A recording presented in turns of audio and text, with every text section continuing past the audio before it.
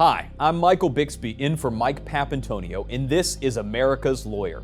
A top military contractor can avoid paying a $35 million penalty for providing faulty materials to the military. We'll explain the legal loophole that got them out of trouble. An entire Mississippi town spent more than a week without safe drinking water thanks to a series of failures following catastrophic floods. We'll have all the details for you.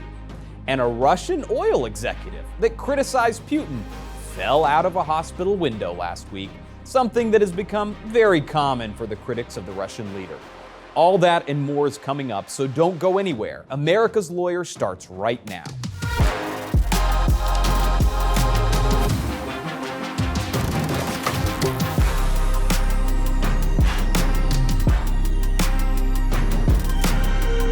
A major military contractor provided faulty bulletproof vests to the military, but they got to avoid a large penalty thanks to a very odd legal loophole. Ring of Fire's Farron Cousin joins me to talk about what's happening, along with many other issues. Farron, thanks for joining me here. Thank you. What we have here is Honeywell. They manufactured faulty product that was supposed to be used to protect our military. And they don't have to pay anything. What on earth is happening here? Right. This is a very weird story because obviously Honeywell is one of the top military contractors in this country, and they're making bulletproof vests. Let's prevent U.S. troops from getting killed. But there's a long line of different companies involved in the production of these bulletproof vests, and Honeywell was just one piece of it, basically. So when it became revealed that, all of our tests showed that these things would fail under high heat, the material would degrade, it basically wouldn't stop bullets if it got hot. And it stayed that way, not just while it was hot, it would totally degrade the material, and they knew it. So they get hit with a False Claims Act from the Department of Justice. Said, you knew you gave us faulty materials, we're gonna fine all of these companies along the way. And Honeywell said, well, hold up though. There's a little piece of this law that says if you've already fined these guys, I can actually subtract that from what I owe, and now I don't have to pay. And that's, you know way more about the law than I do. I'm just trying to distill it down to its basics, but it's ridiculous that they're like, well, these guys already paid the fee, so I'm good to go. That's exactly right. And so you're talking about the pro tanto legal rule, which basically is a contribution rule that says, hey, if they've already paid for the value of the damage that's been occurred, these other people in line, these other companies, these other 2 or 3 or however many other people are involved, if they've already paid, we don't have to pay. And here's the thing about this that to me is just, I think is absurd in my opinion, is that look at when was this case first filed? 2008. George W. Bush was president when this case was filed. And what happened here, it's a qui tam, False Claims Act, it's fraud on the government. So they're selling a knowingly defective product. And they're basically saying, well, the damages aren't that much. I think the whole idea is crazy here. Something that's being used for military people, it's bulletproof vests. Are there people who died as a result of this? And they're wanting to limit their damages to just a few $1 million here. I think the loss of the deterrent effect, I mean, you think about this, is that basically what this does is motivates companies. You say you get sued in 2008, it's like, let's just hold them off. Let's delay this thing for 14 years. And as long as these other companies or somebody else gets bled out and they get taken care of, we're not responsible at all. They get completely off the hook. Right, and right now I think Honeywell is facing some civil lawsuits, so there's at least some kind of damage that people suffered due to the defectiveness. But the civil suits, what I read, is $500,000. I mean, $500,000 is what they might end up paying when they should have had to pay $35 million just to the government before the civil suits. And like you said, we don't necessarily know right now if people did die from the defects. Clearly there were some injuries, but this is terrible, right? You put on that vest, you're over there serving in the military. Yep. You expect this is going to do something to protect me. May not save my life completely, but I am more protected with this. And Honeywell knew, along with these other companies here, that it wasn't true. Their own documents, like concealed testing data is what they call it in the DOJ filing. They concealed it, they covered it up, and that's pretty much what we see, whether it's the pharmaceutical industry or these military contractors, cover-ups across the board. And what you're going to see from this is people champing at the bit to say, this is fantastic, are you kidding me? This aids the strategy of minimizing liability, minimizing responsibility. This says to the companies that, hey, first of all, a lot of times when you commit fraud, you're not going to get caught. I mean, that's the reality, is that most of the time these people don't get caught in these cases. And if you do get caught, we've got a series of loopholes. You can delay, maybe you won't have to pay. We can minimize what the damages are because somebody else is responsible. And I think it completely removes the deterrent effect. I think what you're going to see is more companies being emboldened by this and taking further action that just harms consumers, harms people in the military, harms the government, and harms everyday people. Absolutely. Starbucks CEO Howard Schultz gained an extra $1 billion with a B during the pandemic. And now he's fighting union efforts at his stores. Now, we might categorize this story here, Farron, under things that are not shocking. Tell us about what happened here with Starbucks' new CEO. Right. So Schultz, he's been the CEO of Starbucks for many years. And then he left. He said, I'm taking a step back. I'm going to be kind of just a behind the scenes guy. But then during the pandemic, obviously still owning most of the company, he gets $1 billion. But they also saw something else happen. They saw people working under these horrendous conditions finally band together and said, we deserve better. So there's been a huge unionization push at Starbucks stores across the country, and they've been wildly successful. So then the current, or I guess former now, Starbucks management came back and said, Howard, you got to come back and help us here. So he says, all right, I'll come back and I'll tell you what, I'm going to be paid $1 a year. That's my yearly salary. That sounds really reasonable. Yeah, look at how generous I am. $1. And he starts busting up all these stores, ignoring the fact that he got, again, close to $1 billion in just the last 12 months, and acting like he's the hero. I only get paid $1. I don't know what you're talking about, folks. It's disgusting. He's closing stores. They're firing union workers. They've accused one store of actually kidnapping a manager because they all confronted him about their union efforts. And so Starbucks said, no, you kidnapped him.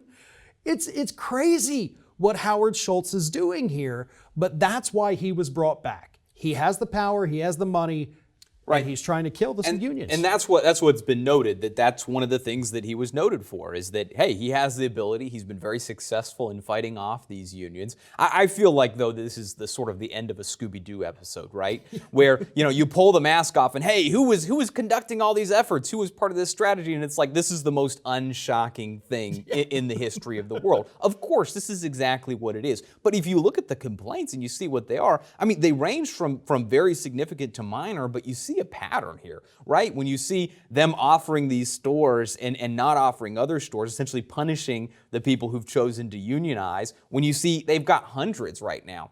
I think it's over 200 complaints that have been issued about basically violations related to these union type activities. So this is not like, oh, there's one bad apple. What this reveals to me is a coordinated effort. I mean, does that raise bigger concerns for you overall with what they're doing here?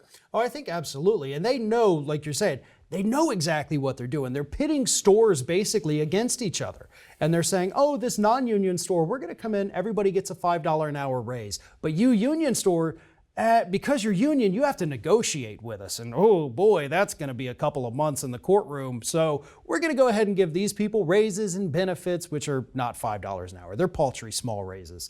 But they're trying to make the union people and send the message out to the non-union stores that look how generous we are over here. You don't want to have to get involved in all these fights and negotiations and, oh, that's a hassle. But that's what they're doing. And that's, again, super small part of it. And we are seeing stores just completely close down because they voted to unionize. So all these people without jobs suddenly. Yeah, when you get equal bargaining power, the difference that makes, and when it's just one versus the very large company, you don't have it. You don't have it. But when people band together and you see the reaction to that because they know what that means. They know what that means. They understand what that means. The city of Jackson, Mississippi was left without usable water for over a week following severe floods in the state. Farron, this story is sad. I mean, the more I read about the human element of this story, the more I read about just human suffering of regular people, people who are middle class, people who are lower class, people who just are trying to make it. I think it goes much more than the 1 week being without water. I mean, this is a much bigger issue. Talk to the viewers about what's Jackson, Mississippi facing here. Right now, and like you said, for quite some time, they've been facing a massive water crisis, as have many other places in the United States. But Jackson is a little bit unique. We're talking about the capital city of Mississippi. You do have a large minority population there, and these people have been neglected by the state, which ironic considering that's where the capital is, that's where all the lawmakers are. But the big floods came through, 2 weeks ago, basically knocked out their whole water infrastructure. The pumps wouldn't work. You're getting raw sewage coming out. People were told, don't drink it, don't shower in it, don't get it on your body, because this is bad, bad stuff. And then I guess it was late Labor Day evening, Governor Tate Reeves finally came out and said, okay, the water pressure's back. We're not totally fixed, but you can actually turn on the tap and stuff will come out. Whether or not it's super safe to drink or use, that's debatable, but he said you got your pressure back. Right. But to me, what this raises, and I think what it needs to draw the focus to, is the larger problem. Because again, I think I would encourage people, look at the human element stories here. I mean, you have people talking about spending hundreds of dollars on bottles of water essentially a month, just to be able to have drinking water in the United States of America. You hear the stories here from people who live in Jackson about, hey, the only thing we can use it for is showering, and even that we're having allergic reactions to this. We have stuff growing on us. I mean, this is totally unacceptable. I mean, the failure here just seems almost unfathomable. The fact that something like this should not be a political issue. This should not be something that causes any debate. This is just a matter of having basic human necessities met. Something has got to be done here. I mean, what can we do? What can we expect to have happen? How do we get this issue addressed? What needs to happen is we have to improve the water infrastructure throughout the country. And this is something, obviously, with Flint, Michigan, that put it in the forefront. Reuters report or AP report from a couple years ago said, hey, there's actually 2,000 water systems with more lead than Flint, Michigan. Now we have the failures in Mississippi. So this is across the board, border to border, coast to coast. Our water systems are not only failing, but poisoning people with lead and other contaminants. Yeah. And I hate to break it down to something so simple, but what we have to do is we have to invest money, and it's going to take a lot of money, but we have to pull out the old pipes. We have to update the actual pumping mechanisms so that when there is a flood, when there is something, catastrophic happening, they don't fail. But it takes money. And that's where the politics comes in. Nobody ever wants to spend money. I think it's the vastness of the issue, which is exactly the important thing, is if you're talking about there's as much as 2,000 other locations that are as bad as Flint for issues like lead. I mean, we talk about PFAS on here all the time. There's all sorts of chemicals that are in the water, and I think projecting forward, this has to be something we address, because water supply is projected to be an issue over the next couple and several decades. Is that it's an issue of water. Right now, we're facing struggles overall. The infrastructure issue here and the human toll, I think that should be the focus, because when you understand the suffering for the people who are being hit hardest by this, you reach the conclusion that we have to act. We have to act swiftly now and in a coordinated manner. Just as a nation, we have to make this problem go away. We have to fix it. An oil executive allegedly leaped out of a hospital window last week. Something that seems way too suspicious to be true. Farron, I don't even know what to think of this story. Nothing really surprises me anymore. So an oil executive in Russia of a private, I believe the largest private oil company in Russia, had criticized Russia, had criticized Vladimir Putin for the war in Ukraine. And lo and behold, it turns out that he just randomly leapt out of a hospital window and died. What a coincidence, huh? I think he's the fourth or fifth executive at this point that has committed suicide ever since Russia invaded Ukraine. And Pap and I have sat here and talked about most of these issues. So here comes another one, big, powerful guy, tons of money, tons of power in Russia, has a heart attack, air quotes on that as well. So he goes to the hospital, they save his life.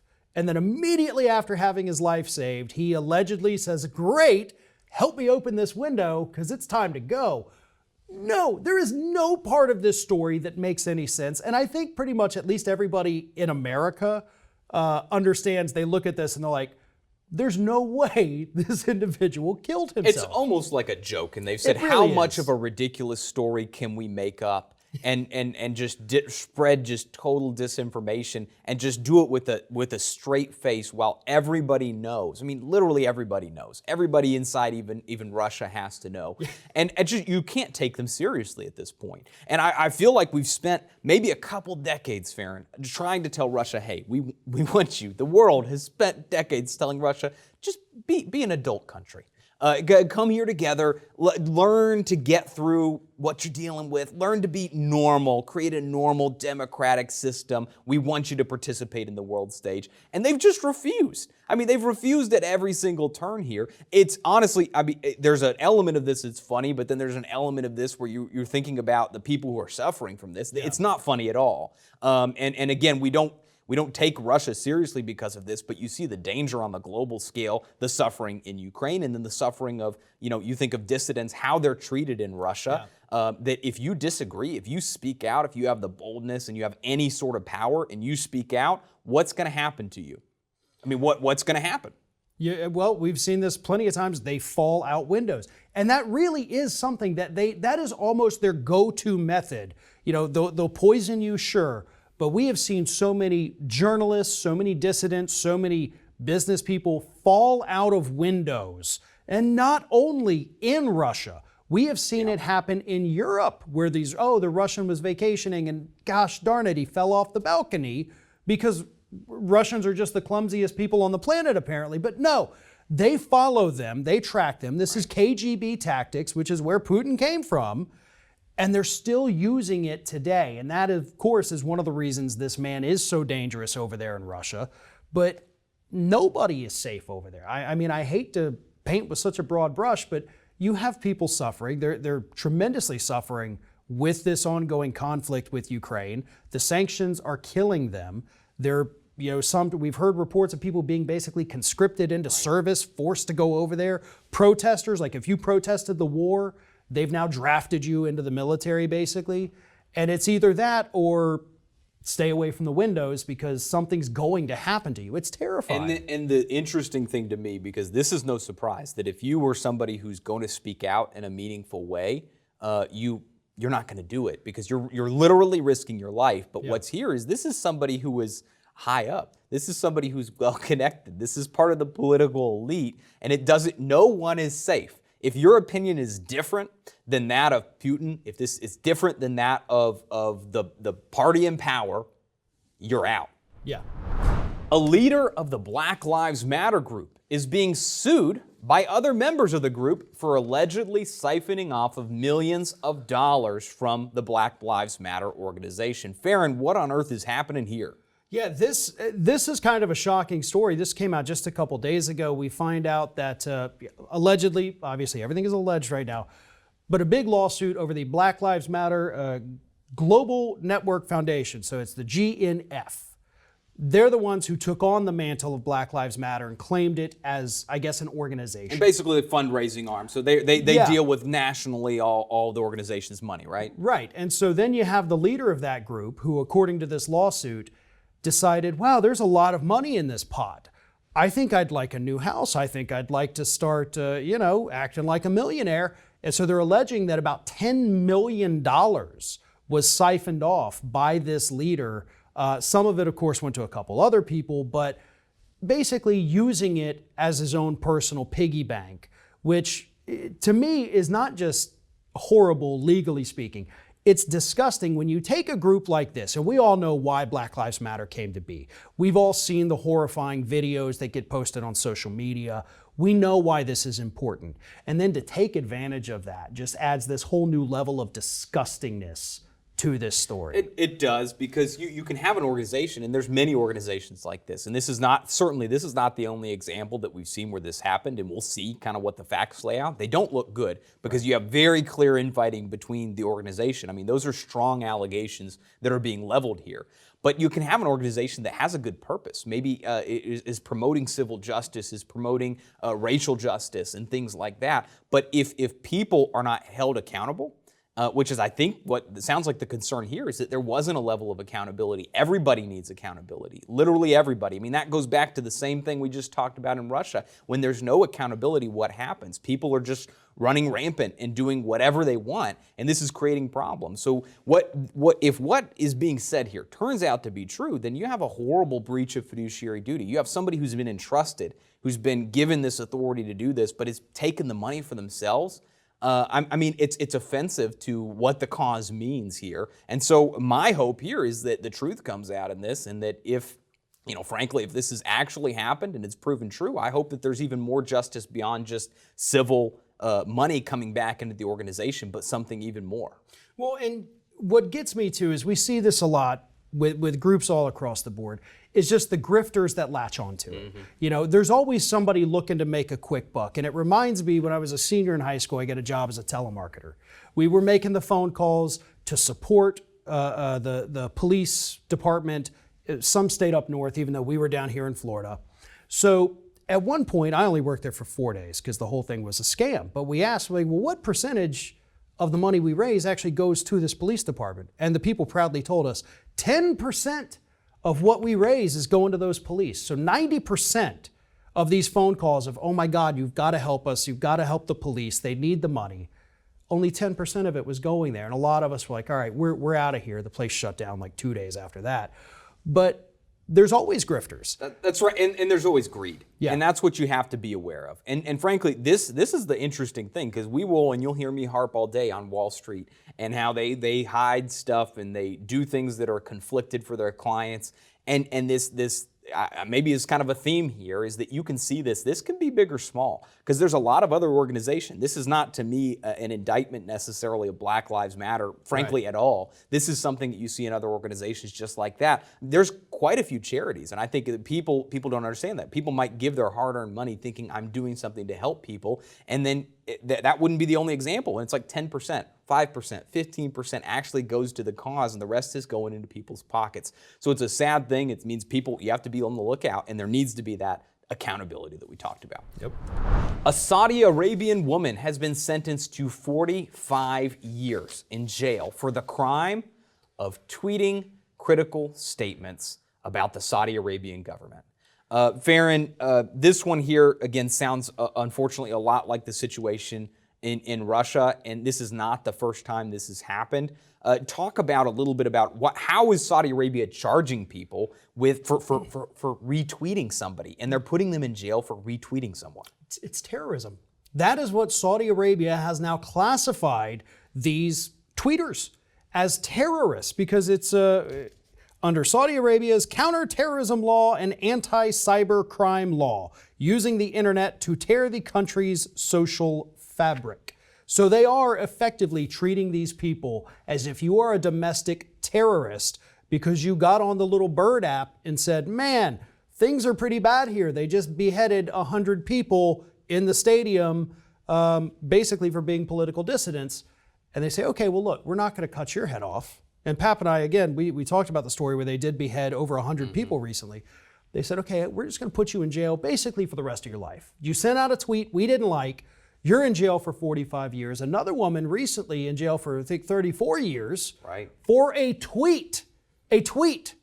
And you're removed from society. For a retweet. I think that's what I was reading, is that and there's still a lot of information that's not known here, which is part of what's frankly even more scary, because you hear about the situations that we do have the knowledge of, but somebody hits the retweet button. Can you imagine? I mean, think about how crazy this is, because you want to think about if this was applied in the United States of America. If we had this type of a law here, and we've got plenty of things to criticize about what we have going on. There's plenty of failures here. I mean, 80-90% of the country for tearing apart the social fabric. I mean, the law itself is basically, it's designed as a blank check for if we see somebody that we don't like, if it's a woman who's speaking up about women's rights in Saudi Arabia, if it's somebody who is going against essentially the royal family, the people who are connected, it's like, we're going to call that person out. We are going to take care of them. And maybe if they're lucky, they're not going to get beheaded, but they're going to go away for decades. I think it's unconscionable. Yeah. I don't think that's a controversial statement for anybody who believes in any form of freedom. democracy at all. What this raises to me, the issue you and I have talked about before, Pap's talked about as well, is, what are we doing with this country? Why are we still so cozy with a country that is actively doing this, that's unrepentant in doing it, and just absolutely, frankly, destroying people's lives over nothing? Yeah, we get reports every single year when they do the worst human rights abusers. Saudi Arabia is always right at the top of that list in terms of violating their own citizens' human rights. And they have been for many, many, many years. And the United States, whether it's a Democrat or Republican, it doesn't matter. They look at that and they say, they've got all that oil we want. Oh, they buy a lot of weapons from us. They're putting a lot of money in the economy, so we're going to look the other way when they're killing people, when they're bombing other countries, or when they're throwing somebody in jail for the rest of their life because they retweeted something that they didn't like. Or let's take it a step further. When they're supporting terrorism, we have Chris Paulos and our anti-terrorism team here at Levin Papantonio Rafferty. We are handling those cases that directly involve Saudi Arabia. To me, it seems unacceptable that we would continue to ignore that, continue to cover our eyes, cover our ears, because we want oil, because we want a little bit of money from selling weapons or something like that. I think we're at a level where they're involved or they're directly responsible for terrorism against Americans, against troops, again, who are putting themselves out there in harm's way. This just seems like something where it's consistent. There's a pattern, just like in Russia. Yeah. It's not a mistake. It's not a one-time freak accident, but this is the norm there. And we need to call it out. We need to recognize it and understand just how bad it is, because I think what we see is only the tip of the iceberg. I believe you're 100% right. Well, Farron, thank you for joining me on the show today. It was great having you. That's all for this week, but all these segments will be available in the coming week, right here on this channel. And you can follow us on Twitter at America's Lawyer. I'm Michael Bixby, in for Mike Papantonio, and this has been America's Lawyer, where we tell you the stories that the corporate media won't tell you because their advertisers won't allow them, or their political connections won't allow it. We'll see you next time.